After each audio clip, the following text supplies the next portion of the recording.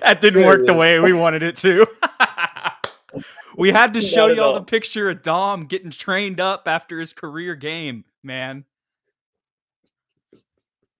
This will forever be known as the Dominic Barlow game. Absolutely. Absolutely. What's up, y'all? Welcome back to SSPN. Happy New Year. Happy 2024. Took a little bit of a holiday hiatus. Obviously, got Christmas stuff going on, got New Year's Eve, all that good stuff. Was able to catch some Spurs games in between. Before we jump in to today, the last time that we talked, Ethan, we Mhm. did that Christmas debrief and we kind of previewed the schedule. And when we thought there might be a chance to get 2 wins, that ended up not being the case. But the one thing that we did say was we really felt like in that Portland back-to-back, we could get one of those, which we did end up doing in the game that Victor Wembanyama played. So that was nice because that means we're not on a losing streak right now and continuing to get closer and closer to another 20-game losing streak. As we had earlier in the season. And the Pistons lost as well. So that means that if we end up playing them, that was another topic that we talked about. I forget Mhm. where I was going with that. But the Yeah. point is, we're not going to, they won't be on that. They won't break that losing streak against us. That's what I was Correct. trying to say. But Ethan, more importantly, we had a game tonight Mhm. against the Milwaukee Bucks that was one of the more fun games of the season. Um, Unfortunately, it ended with a loss with some really tough stuff because there were 3 wide open shots for Trey Jones and 2 for Jeremy Sohan late in that quarter with an opportunity to tie the game. We had those are 3 possessions right there. As much as, those are the 2 I'm not going to word this the best way, but the 2 least good shooters that were on the floor. You still had those opportunities. Those are the looks that you want in those situations, and we weren't able to convert. So I think that that's why this one is a little bit of a tough pill to swallow. But even with that being said, I would probably say that this is our best loss of the Yeah. many losses that we've had this season. I think the difference between this one and how many 29 other losses we have this year, Jude, is it felt like they actually beat us less than we beat ourselves, which has been the recipe for the Spurs all year long, is just our youthful ignorance and silly mistakes just piling up and up and up where we ultimately put ourselves out of the game. This Right. one felt competitive for all 4 quarters, and both teams were executing their game plan. Charles Barkley said it felt like a scrimmage to him. I disagree. I felt like both teams were playing very solid basketball on both sides. Physical defense, the refs were letting them play, and really quality offense where the ball was popping, ball speed, player movement. And what it came down to at the end is, like you said, our least capable shooters had good looks. They just couldn't convert them down the stretch. And Giannis, he's probably their least capable shooter as well. And we made him shoot 2 open threes, and he knocked them down. And I think his 2 threes is really what pushed them over the top, momentum wise. And give them credit. That's what they do. They're a championship level team with an MVP caliber player.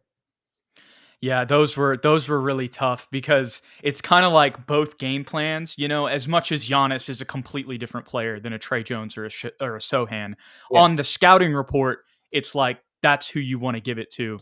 yeah, And he's a former MVP, and in the when it mattered most, he made those shots. mhm, And that was huge. That was the difference tonight, late in the quarter.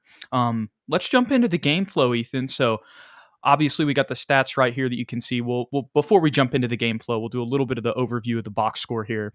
So Victor on just 26 minutes, still on that minutes restriction, which I believe is supposed to be lifted soon. Because you think about it, Ethan, if he could have played even 31 minutes, just 5 more minutes, think mhm. about the impact that he could have made. But 27, 9, 5 blocks. Ethan, now that we're sitting here on January 4th, 2024, not to go too all over the place, but do you remember at the beginning of the season when we were kind of making predictions? And I may have already mentioned this, forgive me if I have, but how I was like, man, I don't know, this might be a little bit too much, but I feel like Wemby can average 2 to 3 blocks. And I felt like I was being, just because we haven't, seen that type of stuff, saying those numbers when you look at, just historically in the NBA, that's like really, really good. even with his wingspan, I wasn't sure if I was being too over the top or too overhyped. But definitely we can say here in January of 2024 that was not even just, it's not even about me being right. It's more about his wingspan being that impactful. You know what I mean? And so we saw that again tonight on just 26 minutes. And then, of course, Devin Vassell with 34, almost close to, this has got to be probably the second highest scoring game of his career, I Yeah, believe, because for the sure. 36 went, yeah. And he had a steal, had 6 boards and 4 assists as well. 6 for 9 from 3, 14 for 21 overall. Super efficient. Trey Jones in the starting lineup, man. I know that I've said a lot of stuff about how I don't feel like that's going to fix everything. But one thing, it's just one game, so I don't want to, freak out over it. But the one thing I will say that I felt like I took away and realized watching this game, or honestly was more reminded of, Ethan, was when Trey's not playing with the bench, that also that helps his game out a lot. When he's got more talent surrounding him, that Mm. helps him play his game more, if that makes sense. 18 points. He had 3 turnovers, but 2 of those were in the first quarter. And after those, he cleaned up, only had 1 for the rest of the game, which was huge when it comes to the flow of the game. 6 assists and 7 for 13 overall. Obviously, 0 for 2 from 3. We'll get into. We talked about that a little bit earlier. We'll get into that later. But really, I honestly, you tell me. I feel like this was Trey's best game of the season. Man, I have to do a fine-tooth comb search through the Okay. rest of his games, to be honest with you. But it definitely, in recent memory, feels like his best game of the year. And I think where most people thought his impact would be most felt in the starting lineup would be suddenly unlocking Victor. And I know Victor had 27 and 9. I don't remember them connecting all that often on like pick and roll plays or anything like that. But where Trey Jones is most felt, in my opinion, is his ability to push the tempo and play in transition. Yes. Our Hmm. pace was on another level tonight. It felt completely different, and that's just what's going to happen when you insert a natural point guard into the starting lineup like Trey Jones. He plays intelligently. He knows what our strengths are, and he plays to them. Yeah, yeah, for sure. Definitely, I noticed the pace. And just touching on the Trey Jones Wemby connection thing. Mhm, Kind of. I honestly I saw more of that from Devin, but mhm. that was the setup of the offense. Like it Yeah, was initiated with the dribble handoff from Trey to Devin. So still got to give Trey credit there. There were some times late in the game where I saw him calling sets as well. Um, yeah. Trey has his limitations, you know what I mean? And I was really nervous at the beginning of the game when his first pass he made went straight into a Bucks defender and it was a Mhm. turnover, and then he airmailed Sohan on a fast break. But after that, you didn't see that anymore. And that's kind of that was another thing. Like when it comes to the turnovers, like I was thinking about it, it's like sometimes he's just in some tough situations, Yeah. on the bench. And so as much as I've been critical of moving him into the starting lineup and saying like what's that going to do to the bench, I think the one thing that, like I said earlier, the thing that I really noticed tonight and I wasn't thinking about it, and it's kind of obvious I should have been thinking about that, was just the talent around him also makes an impact too. um, but the other thing that I think was key tonight, as I know if you look at the box score, you're not going to think that much about Blake Wesley, and I know he Okay. only played 15 minutes, and I don't think I'm not I'm not about to come out here and say that he was it was the greatest thing I've ever seen, but Blake is much more stable and refined, not trying to do too much. No turnovers tonight. That surprises me. I thought he did have one. There was a play where he missed a dribble. I really thought it was a steal. Like I could go back and I'll have to go back to bucketlist.fans, Ethan, that I talk about a lot, and really and go find that play. Every shot that we took or every possession that we had. Because there was one. I'm pretty sure he had one turnover, despite it not being in the box score. Midway through the game. Mm. But the point is, regardless, even with that being said, he it's not just it's going to be an instant turnover every single time he touches the ball, which is what we were kind of seeing before Yeah. he went in and had really developed in the beginning of this season in Austin. And I also think that and we saw this in a couple the past game, and I can't remember the Grizzlies. That's who he played. Him and Dom Barlow's connection off the bench when they play together, I feel like Blake plays better when Dom's on the floor because of their reps that they have in Austin together. And we'll get into Barlow later, but wanted to go through the box score there. Mm, Jeremy, 3 for 11, 1 for 5, tough shooting night, but did have 8 rebounds, 5 assists, 2 steals, and 1 block. Um, I'm not really honestly, I didn't even realize that it was that tough of a night for him shooting washing it. Um, and that's probably just because I'm not really looking for that as much from him now that he's playing the 4. But still, that's something, if there's a couple more shots there, that can be the difference tonight. And the same for Keldon. As much as Keldon really did make some plays early in the fourth quarter that were huge for us, had 2 up and under layups. Well, the first one was a layup, and the second was a Kobe-like dunk. And did have 10 boards tonight as well, but 5 for 17 overall, 2 for 8 from 3, with some forced shots in there. mm, Those were the 2 inefficient nights tonight. I guess you could say Champagny, but he only took 4 shots anyway, so yeah. that's a little bit different. And then Shetty did his normal Shetty thing. That tough and one that he Yep. had, I believe it was in the second quarter. What a play. 3 steals tonight. Sohan had 2 steals tonight as well. I missed that. Everybody in the starting lineup did. 5 assists for Shetty as well as 13 points, 3 for 6 from 3, 4 for 7 overall, plus 10 in the plus minus, highest on the team. Just Shetty things, Ethan. And Mm, I could go into Barlow, but I feel like that's got to be like an end of episode thing as it usually is. So I can mhm. just ramble on as much as I want about it. But we've still got to get into the game flow, Ethan. Agreed. The only one thing I wanna say real quick about Blake Go West ahead. is, like you said, ignore the box score. He felt way more under control, had a lot of hockey assists. I wish I would have counted how many exactly he had, but he made the right play pretty much 99% of the time, which is very rare. I know it's only one game, but if he's able to replicate this level of play from game to game moving forward, I think you might need to consider leaving Trey in the starting lineup and elevating his minutes in that bench unit, especially if Chetty's going to continue to play like that. He was also a stabilizer, had 5 assists off the bench. Yeah, yeah. You mentioned the hockey assists for Blake. Talk about the screen assists for Barlow, and he had 4 assists passing the ball as well. If you add in the screen assist, he had like close to 9 or 10. Overall, if you want to count screen assists as assists. Mhm. But I mean, seriously, there were 3 straight possessions, and I know we're going to get into the game flow, but I do have to talk about this. There were 3 straight possessions early in the game.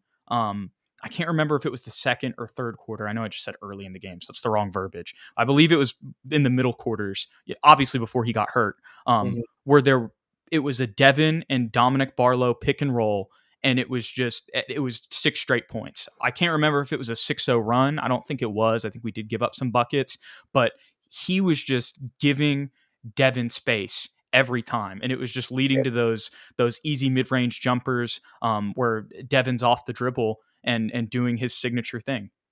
Yep, and that was able to give him momentum, and then his 3 ball started to fall as well. So it all snowballed. But just to address one comment or multiple comments, people have been asking the same question. Don Barlow is not has a con he does not have a concussion. Yes. He's listed as probable to return in this game. He just didn't because we were trying to win it and we wanted to keep Wemby in there. So I'm likely to be back next game, I would say. Yeah, they even came on the broadcast and said he's probable to return. So he probably could have came back in the game if they really wanted to, but like you said, in that scenario, also the fact that he might have been a little bit semi-concussed, probably, not the best situation to throw him back in there. But what's really tough, Ethan? Man, is that I believe they had like 3 buckets inside as soon as he came out Yep. on Mamu, Mamu. and we lose by 4, bro. If he doesn't get hurt with the way, I mean, I wouldn't be saying this if he didn't stuff Giannis at the rim early in the game, but he Yeah. did. And so I was just like, I mean, his interior defense was really solid tonight, also against Brooke Lopez. I mean, there were a couple baskets that got on him, but I mean, that's going to happen to a two-way player. Overall, I mean, this was his best career game. I know on the stat sheet, it's nothing crazy. It might not be career highs, but I think you would agree with that as well, even despite the injury. Oh, for sure. For sure. Yeah. So it's tough there because maybe if he could have got a couple stops there, that could have been the difference. But there's a lot of different things in this close game. But that's just another thing that makes the injury tough. But let's get into the game flow finally, Ethan. So Milwaukee jumps out to a 38-31 lead. I mentioned those two Trey Jones turnovers early in the game. That was when it Mhm. was 22-9. And after that, we made a decision, and we went on a run ourselves, a 9-0 run to make it 22-18, and get ourselves back in the game. Obviously, still lost the quarter, gave up, way too many points for our standards. But the way that we finished the quarter after that 22-9 start against the team with the second best record in the entire league, is a really good response for our standards. Yeah, I mean, really nothing to add. Keldon Johnson struggled when he came into the game. You would Hmm. have thought maybe he would have had a more immediate impact, but really the first half was a struggle for him in general. Didn't get going into that until that second half, but glad to see that we were actually able to rally and not back down, especially from a team that has so much firepower. I know I said I'm going to keep it till the end, Ethan, but this also ties into this point. A big reason for the way that we were able to respond later in that quarter is because when we took Wemby out, we Mhm. Barlow came in and did his thing. It wasn't anything crazy, but I'm I don't. This is I'm seeing some comments, people saying like Barlow's better than Zach, and I don't. It's one game. I've been the biggest like I would love to say that. I'd be the first person to come out and just like that's what I'd want to say. Um, but I do get where they're coming from. I'm not gonna lie, from what I saw tonight. Now, Yeah. need to see a lot more. He's a two-way guy. We just signed Zach to that extension. Um, but there were some things defensively, rotations wise, the switches, the way that he moves, but just more importantly, you saw the defensive intensity continue after that, after we took out Wemby in the second half of the quarter. And we've seen in the past where we've gotten bullied inside in the second unit, and that's been a struggle for us. So that was huge in keeping the game close in the first quarter, in the second half of the first quarter. Yes, it's one game. I'll keep wanting to remind Right, myself, right. it's one game, and Zach Mhm. Zach had some great games. As much as bad as he's been this season, he's had some great games even still and been extremely important as a hub, as a facilitator, and so many different capabilities. Dom is just a better athlete and has way more upside. Yep, Roger Ball puts it very well. He has way more upside than Zach. He's a better athlete. If that mid-range jump shot is consistent, I mean, it's hard to make an argument for Zach Collins, especially if Blake Wesley is going to elevate his game in the way that he did tonight. And Keldon Johnson's made strides as a playmaker. Now he's coming off the bench. It's tough to make an argument, especially if you can package a trade with Zach. He's got a very, very nice contract, even with that extension. Another team could use him. I don't know, man. It's a tough decision. I do love Dominic Barlow. Every time he plays, he's your Drew Eubanks. He He has is. so much energy. He plays with so much intensity. He wants to make a difference, and usually he does, but it's been in limited time and just in spontaneous games. So, do you know how long Zach is going to be out? Because it would be nice to get like a January 5 game. 15th. He's going to be out. I saw that. He's out for 2 weeks. It's on ESPN. Yeah. January That's 15th is his scheduled comeback date as of right now. that's good then. I need Dominic Barlow to show out for these next 2 weeks. If he can do that, if he can keep this consistent level of play, then I'll jump on that train with everybody else in the comments. Yeah. Even old Jude, who made a 20-minute breakdown of him last year, isn't there just yet. But I will say I see where y'all are coming from. That's what I'll say. But moving on to the second quarter, Ethan, we did win this one by 2, cut it to a 5-point game, 28-26. Um, really kind of that.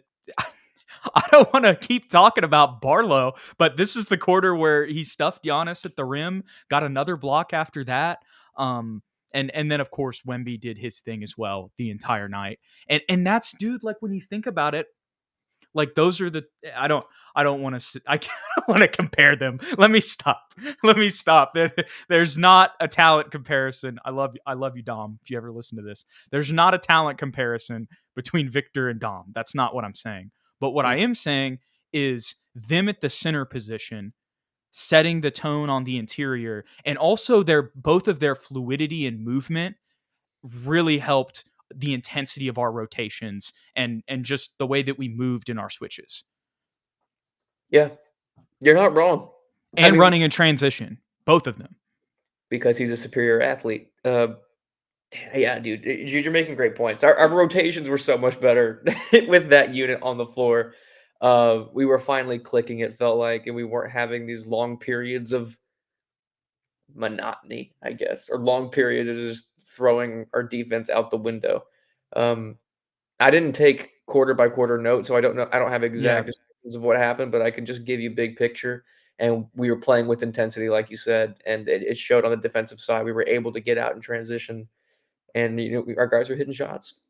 Yeah. Yeah. And that's the big thing, Ethan, is because we were gonna have to go pace for pace with these guys anyway. The Yep, other huge thing, I believe Middleton was still in the game for the he was entirety of the going first crazy. half. Yeah. And so that was the other thing. We had to match them shot for shot there. And you see in the third quarter, Ethan, this is the giant difference. This is the giant difference, as much as it's only a 5-point quarter win for the Spurs. And a lot of that did, like I just said. So Chris Middleton going out definitely helped with that. Yeah. But at the same time, with the way that the third quarter started, it looked just like it did the entire season. And Pop called a quick timeout, and it was like, here we go again. And then we came out and we responded. Kind of like Mhm. similar in the first quarter when we went down 22-9, we made a decision to respond. We made a decision to respond and had our best third quarter of the season. And I think, you were talking about big picture stuff because you didn't take, specific notes, and neither did I. And that's the biggest thing. There's one thing that I noticed that we can talk about lineup changes. I could talk about my boy Dom Beasy. We can talk about Wemby. We can talk about Devin Vassell going for 34. You know, um, but I really think the difference tonight was intensity. I Mhm. mean, our intensity throughout the game in every single little thing that we did. You heard the audio tracks on TNT early in the game after that first timeout where Pop's like, respect the game. Don't put your hands off of these guys. Go in there and put your hands in passing lanes. Go get a steal. I'm one from Jeremy is Mhm. popping out in my head where he just went and got one kind of near the elbow. I forget who it was on, but there were other guys who did that. That's why everybody in the starting lineup had a steal, and then you had 3 from Shetty. You had 1 from Barlow as well. Mhm. Um, Barlow's was great too. It was in a and post up with Brooke Lopez trying to body him. Yep, and he pickpocketed him when he tried to go past him, and that led to a fast break bucket as well. Yep. Um, and so, man, it just I know I was talking about steals. I'm sorry, I'm Well, losing my train of thought here. I was yeah, you're just the intensity on defense, but also the intensity on offense as well. The way that we were cutting, the way that we were, running off screens, the ball speed. It was just on a different, and I know it was still a loss, but it was the reason we were able to compete with the Bucks tonight mhm, is because of our intensity. Middleton being out has a lot to do with it, and I would still say that this wasn't the Bucks' best game, but Giannis still had 44, 14, and 7. Dame had 25 and 10, both on efficient shooting. mhm. Um, and only 15 minutes from Chris Middleton. That is kind of the big asterisk, if you will. Um, but still, like you said, an intense game from both sides. Not the Bucks. While it isn't the Bucks' best game, it's not their worst game either. No. And so that's why it was such a positive to see these things despite the loss. But specifically going back to the third quarter, I'll dish it to you. Just what are your thoughts on us winning the third quarter against the Bucks? Yeah, I mean, this is where Devin Vassell really caught fire, like hardcore, was in this quarter. And he was, like you said, I mean, he started doing it in the second quarter as well, but finding his spots in the mid range, getting tough buckets too. I felt like once he finally got a couple of easy ones to fall, the tough ones were falling too. I'm pretty sure he caught one in the corner and he was Oh, I know what you're talking about. yeah, like they swarmed him. He was not open. It was really a bad shot, but he still pulled up right in Campaign's face and just drained a corner And it three. really should have been like the Kawhi rule foul. I didn't even think Yeah, of that in the moment because I was just so happy with him making the shot. I was like, Devin's on fire. I had the threes up in my hands and everything. You know what I mean? yeah. Um, But yeah, exactly. Could have been an and one. Could have been an and one, but he really is the catalyst that propelled our team into winning this quarter. Also helped by Victor Wembanyama, who went crazy. Was it in this quarter that he had the alley oop to himself slam, I or was that? believe so. I believe so. I Yeah. think it was, and it was also this quarter where he had the behind the back transition two hand slam over Brooke Lopez, I believe. Mm-hmm. I think he stole the Yes. ball. Yes. Yes. Yes. He stole it accidentally, I might add. He didn't even realize he stole it. Um, So, those 2 players, that's our Shaq and Kobe, and this 3rd quarter was their coming out party, it felt like. I mean, I'm not saying that we're all of a sudden gonna start winning games, but we've put the world, or they've put the world on notice of what they're On capable TNT. on national TV, exactly. So, from them, love to see it. Hope we can keep it consistent. And it really did kind of push into the 4th quarter. Had it not been for Victor's minutes restriction, I feel like we really could have kept that momentum going for a little bit longer. Yeah, but huge giant. We'll jump into the fourth quarter here, Ethan, where we did lose 32-28. And I mean, think about it. That's a 4-point loss. Those two threes from Giannis just loom large when you think about that, because that's a 6-0 run right there. I mean, Mhm.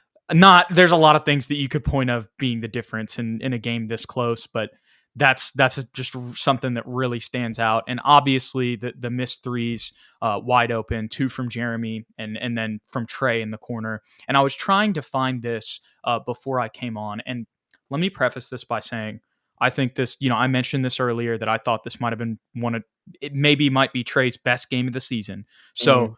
when I say this, I'm not trying to, I don't want this to take away from the great game that he had. Um, but he has hit 3 corner threes the entire season, and he is 14 for 62 coming into this game.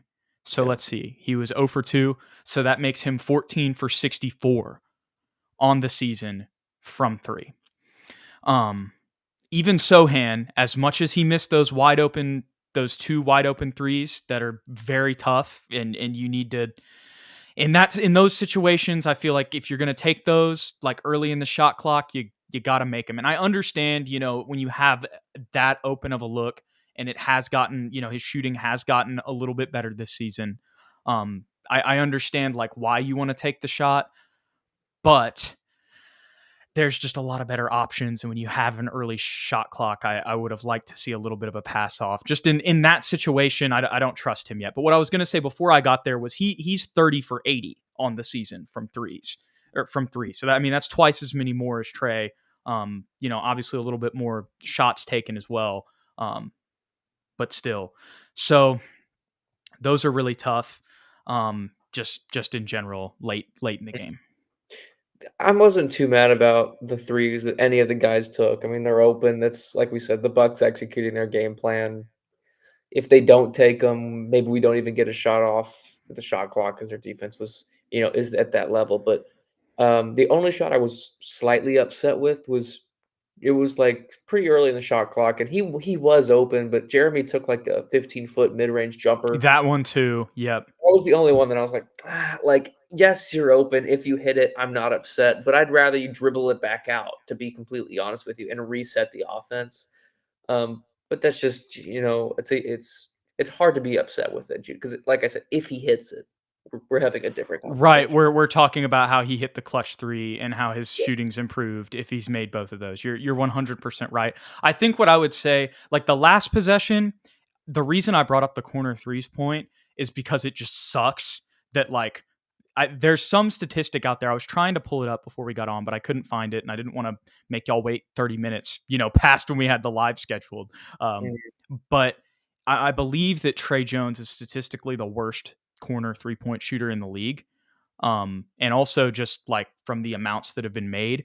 And we did everything in our power on that last possession to try to get it to Devin or Wemby. So I Mhm. understand, like, especially with the clock winding down, we got to take that shot. It's just unfortunate that that was the shot that they made us take. But credit to the Bucks defense, they knew the scouting report, and they're like, hey, if they're gonna tie the game against us, we're gonna make them shoot a corner three with the worst corner shooter in the league. Mhm, But the bigger reason I bring that up is kind of to go back to the other two Sohan threes. And I do get what you're saying, but I felt like there was enough time in the shot clock in those mhm, and in really the maybe the first one, whatever, but after you miss the other one, and I understand you want to still have confidence and you don't want to tell a guy not to shoot, but like with the way that the game went, like we're looking here at the box score and you see Devin Vassell and Victor Wembanyama. There are Shaq and Kobe, like you said. I felt like those possessions, you've got to emphasize getting those guys the ball. And I'd almost rather Devin have to go off the dribble and take a step back jumper mhm. than Sohan Agreed. shooting a wide open shot. You know what or Wemby for that matter, either of them. And I believe that I would have just rather put it in their hands. But that's very nitpicky in this game, Ethan. Like you were saying, I still get what you're saying 100%. And like you said, if he makes them, then we're sitting here praising him, and saying, oh well, despite him having not the best shooting game throughout the game, he made the clutch shots when they mattered. You know what I mean? So Yeah, I totally get your point. thank you, I appreciate it, and I see where you're coming from too. I mean, I'd rather Devin take a step back three as well, but at the same time, Jeremy has hit some wide open threes this year. I don't know. It's a back and forth argument. There's really no right answer, but Yeah, that's why I brought up like the numbers between him and yeah, Trey. But regardless, it is what it is. Unfortunately, credit to the Bucks. credit to but no, for real, because they knew the scouting report and made those guys try to beat him. And unfortunately for us on the other end, it worked out for them with Giannis hitting those two shots. Yeah. And just to address some comments here, Robert Ball, There's so much going on in y'all, but we appreciate y'all being yeah, in here. everyone in here being here, but I agree with Robert and Matt. I'm just gonna leave it at that. I've been kind of reading it as it's come up. Let's keep it pleasant. Let's keep it pleasant. There's no need to go bicker. Just, we're all Spurs fans. It's all good. It's all good at the end of the day. We're all emotional. It was Wemby's birthday. All right. Yeah, We just yeah, wanted to win. Everybody's a little freaked out right now. Anyways, yeah, but on a positive note, the crowd singing happy birthday to Wemby before the game, the team singing happy birthday to Wemby, Ethan. I yeah, guess, but I guess the team, everybody, the players hate him. They're selfish. They don't like Wemby. yeah. Apparently, they hate him. And you know what? One last note about the game, based on what you were just said. Tonight felt there is no we didn't get Wembanyama the ball tonight. Yeah, Everybody gave him the ball tonight, and it started from tip. So shout out to the teammates. They've heard SSPN and the fans on Twitter. They are actively looking to pass him the ball. for sure, for sure. And I think that's why, like, even at the beginning of this live, we said this feels like the best loss of the season, despite all of the losses. This was a good way to start 2024, Ethan. Agreed. I think so too. All right, here's the long-awaited segment. I've already talked about it a little bit. We talked about it in spurts, but I think I'm going to dish it to you, Ethan. Okay. What are some of the things that have translated from the G League for Dom Barlow in what we saw tonight? Right off the bat, intensity. Physical play, fighting for rebounds, fighting for extra possessions, running in transition. That doesn't mean he's always going to finish, but just be running a lane correctly and being a body in the correct place. That translated. Going for every block, that translated. And lastly, I would say his little papa shot. It's like kind of a mid-range jumper, kind of a papa shot. I mean, she took three of them. He hit all three. So those things are transitioning. Hopefully, they will continue.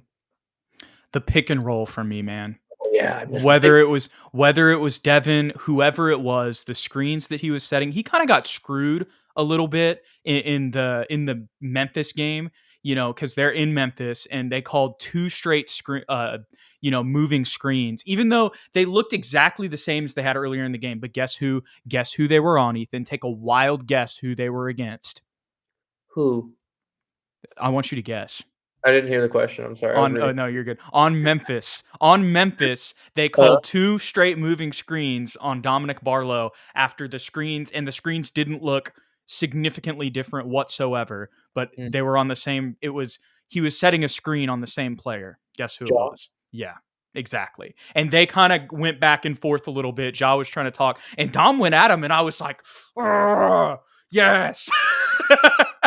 That's how I felt. That's how I felt when Dom went at Ja. I was like, whatever, bro. Dom's the league.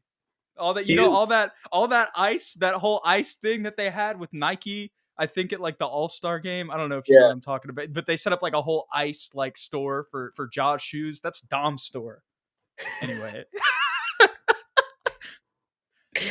hey. Oh, Anyways, no, but in all reality, I saw a little bit of a difference in his screens tonight after those two calls because he kind of got, I believe that got him like 4 fouls and it was late in the game. So that kind of took him out in the Memphis game. And tonight, like I mentioned with the Devin Vassell screens, but even other things as well, it wasn't just Devin. The movement, man, that's why I mentioned the point with Wemby and this was the thing that even I was concerned about. I was advocating for kind of that Twin Towers lineup coming into the year, but I'm seeing some parallels with Dom off the bench too. When you have that fluidity and movement with your five and someone who actually can compete, and go get those boards. And Dom and Wemby aren't necessarily the biggest guys when it comes to muscle. You know what I mean? mm, Um, but they know how to fight. They know how to put themselves in good positions. And, really the main thing is defensively, but even offensively, obviously Wemby is a completely different animal than Dom. But this reminds me, Ethan, at halftime, I was going back and watching some of the videos we made on Dom in the past, and you just mentioned it again, Ethan. His run lanes in transition. He mm, knows where to position himself, which can allow for other things on the offense to happen. He just places himself in a spot that allows for good spacing or whatever you want to call it. But anyways, we already talked on Dom a little bit earlier, so I think even I have exhausted all the words for Dom Barlow, Ethan. Sorry, I didn't mean to look weird No, there. you're good. There's another Ethan in the comments that said something, and then Matt responded to him, "Ethan, Jude, dude, check your role." And I was like, "What?" I thought he was talking to me. So I was like concerned. I was like, "What's Oh yeah, I what's was too. I was too. But now I see it. I that understand. was But another you Ethan in know, there. I'll end this here. Marco Bengovson, Baby KG. Dominator. Yes, yes, he is. And shout out to our man Robert Ball as well. He says, please hit the like button for Ethan and Jude. We Appreciate it. appreciate you guys so much. Thanks for coming and hanging out with us tonight. I know that this was a tough loss, but I think a lot of people enjoyed this game. And I think Yeah. the other thing that was really nice, Ethan, is this is the first game since the Mavericks game that we've had on national TV where we haven't got completely embarrassed. How nice is that? It's very nice, Ethan. But seriously, if you guys enjoyed the content, don't forget to hit that like and that subscribe button below. Be sure to come hang out with us this Sunday. We got a 2:30 matinee game against the Cavs, and then the big one, Ethan, next Wednesday against the Pistons. We're gonna be live as well at 8:30 after a 6 o'clock tip. So another little earlier one, which is going to be nice. We have like 3 earlier games in a row. And then we randomly play the Hornets in San Antonio at 9 on Friday. So I don't think we're going to do that one. At Um, 9? bro, it's so weird. We're playing it in San Antonio at 9 and we're playing an East Coast team, but it's a doubleheader. That's why it's at 9. But Uh, still, it's so funny it's even worse for the Hornets fans because yeah. it starts at like 11 for them. And I'm just thinking, I'm like, this is so in college football. I know I'm going a little bit off topic here, but in college football, there's this account called College Football Sickos, and it's like for all the people like myself who like watching like Bowling Green versus Miami of Ohio on a Tuesday night. And that's essentially what what the Hornets and the Spurs on ESPN at 9 o'clock is going to be. It's going to be the NBA sickos. LaMelo versus Wemby, though, baby. Bowling Green did not know they were gonna get a shout out tonight. Hey, shout out Dumont. That's where Dom's from. Hey, you know what? Shout out the Bobcats, the Texas State Bobcats. Hey, First got a bowl. got a bowl win. Yeah. Coincidence? Bobcats get first bowl win in Wemby's first season. I don't think so. I I think it's don't all think so. I don't think so. We appreciate you guys. We'll get off here with our banner. Thanks for hanging out with us tonight. Hopefully, we can have more 40-minute post games in the future, just because that probably means it was a better game, Ethan. hopefully. I agree, Jude. I like seeing your face too. You too. You too. But you know what I like seeing even more?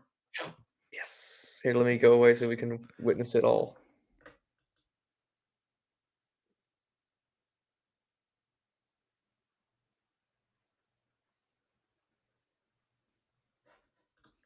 Are we leaving?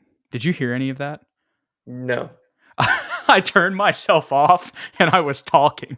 I Well, said it's like Anakin and Yoda. Or not Anakin. What am I talking about? It's like Luke and Yoda. I mean, you could say Anakin and Yoda, but it'd just be like Okay, but Dom's not going to be Darth Vader. He's going to save true, us. true. Absolutely. Well, Absolutely. he's going to be like assistant to Wemby. Wemby's the real savior. Wemby is you know what? Next episode, I'll have a good comp for everybody Star Wars wise.